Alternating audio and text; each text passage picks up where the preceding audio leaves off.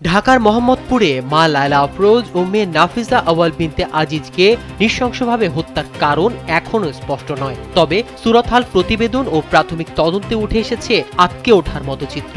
দুজনকে ধারালো অস্ত্র দিয়ে বহুবার আঘাত করা হয়, যা দেখে প্রায় বিস্মিত তদন্তকারীরা। প্রতিবেদনে দেখা যায় নিহত আফরোজার শরীর জুড়ে ৩০টি গভীর জখমের চিহ্ন রয়েছে। বাম গালে ৩টি, থুতনিতে ৪টি, গলার নিচের বাম পাশে ৫টি, বাম হাতে ৩টি, দুই হাতের কবজিতে মোট ৩টি, বুকে ৯টি এবং তলপেটে আরও ৩টির মতো আঘাতের চিহ্ন পাওয়া গেছে।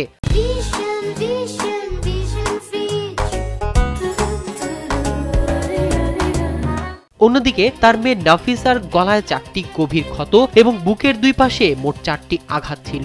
অতিরিক্ত রক্তক্ষরণে দুজনের মৃত্যু হয়েছে বলে ধারণা করছেন চিকিৎসকরা। তদন্ত কর্মকর্তারা বলছেন, হত্যার ধরন দেখে মনে হচ্ছে ঘাতক ব্যক্তি অত্যন্ত প্রশিক্ষিত। বাসা তল্লাশি করে বাথরুম থেকে একটি চাইনিজ সুইচ গিয়ার ও ধারালো ছুরি উদ্ধার করেছে পুলিশ। ধারণা করা হচ্ছে এই অস্ত্রগুলো দিয়ে হত্যাকাণ্ডটি ঘটানো হয়েছে।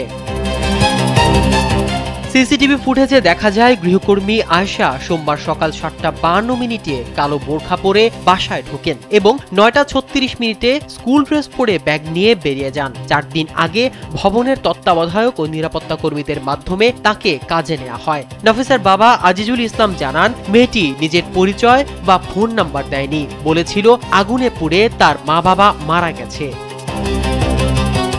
তেজগাঁও পুলিশ বিভাগের উপকমিশনার ইবনে মিজান জানান, আমরা প্রাথমিকভাবে কিছু তথ্য পেয়েছি, সেসব যাচাই বাছাই চলছে। সিসিটিভি ক্যামেরার ফুটেজ বিশ্লেষণ করছি। হত্যার আগে পরে তার উপস্থিতি ও অ্যাক্টিভিটিস বিশ্লেষণ করে পরবর্তী তদন্ত এগিয়ে নিয়ে যাব।